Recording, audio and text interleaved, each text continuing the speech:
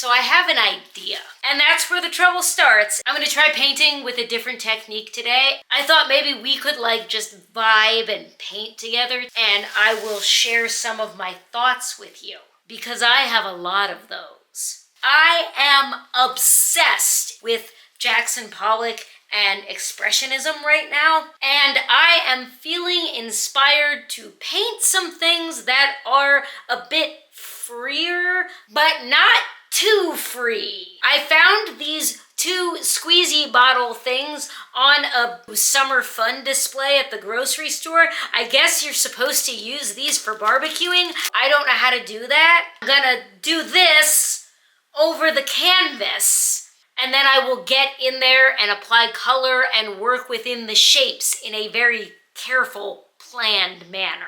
I think it's gonna work. Why wouldn't it? I'm also trying a new beverage today.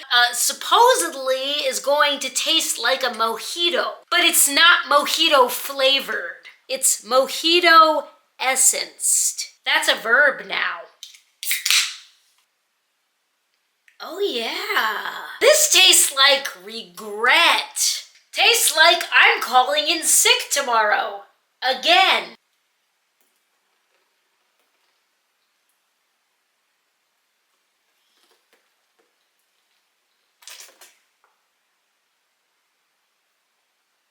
That was too much fun. I went into this with a plan. I can't do anything without a plan, but this is fun. I gotta keep going. I'm gonna go.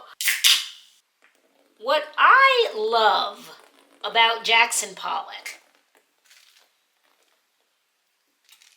what I relate to, is that as far as I can see, he never found his identity as an artist. If you look at his entire body of work, which nobody ever does, I feel like people get really obsessed with the drip paintings and him being this crazy alcoholic, and is it really art, is it really not?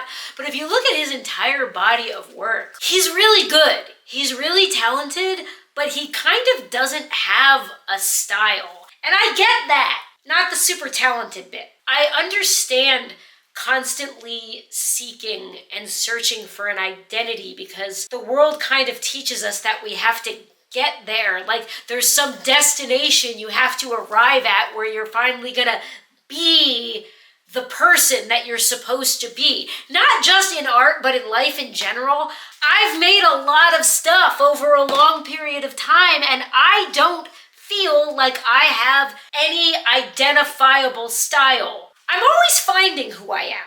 And we don't really think about dead artists that way because what happens is after you die, your body of work is then finite. We have X number of paintings and the experts will dissect them to death and we can psychoanalyze everything you've ever done. We write a narrative about who you were and what your work really means. But what I find more interesting is what is the experience of being that artist who, by the standards of the art world, did experience a fair amount of success in his lifetime.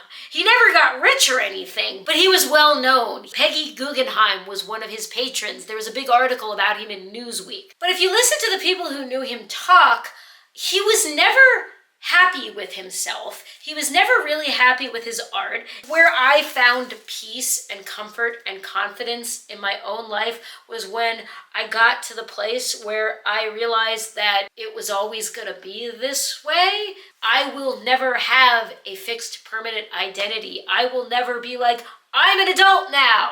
When you're younger, I think we think that's gonna happen. We think we're gonna turn 25 and we're suddenly gonna be adults. We're gonna turn 30 and we're gonna have it all figured out and surely we'll have a real job by then. For me, it was like having children. I was gonna reach my final evolution as a stay-at-home suburban wife and mother. Didn't work out like that. I'm not a failure because I never picked a career. One of the things Jackson Pollock said, why did I set a timer? What Jackson Pollock said about his own work was, I am expressing my feelings. I am not illustrating them.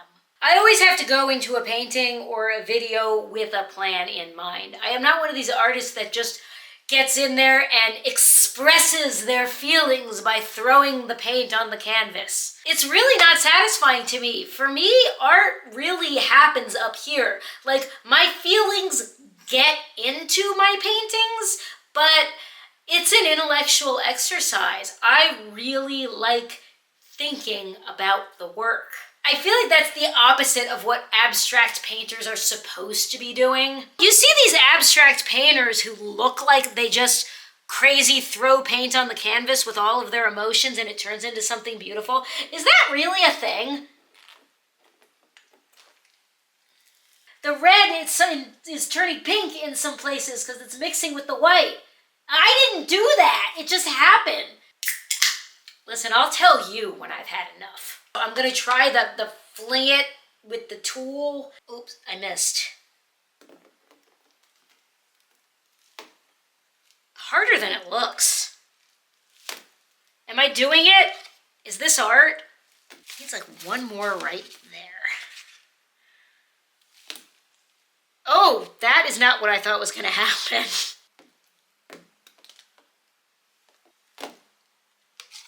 That one was not graceful.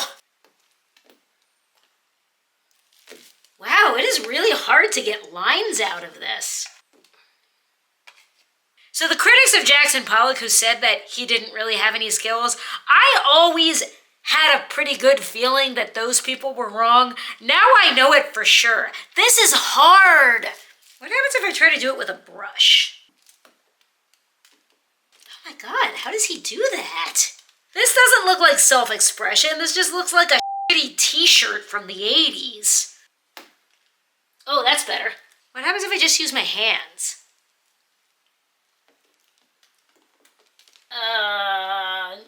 Nothing good. The answer is just use more paint. Is that enough of a rainbow? I feel like we're looking gay as f at this point. I'm just gonna drop a dash of pink in here for my trans babies.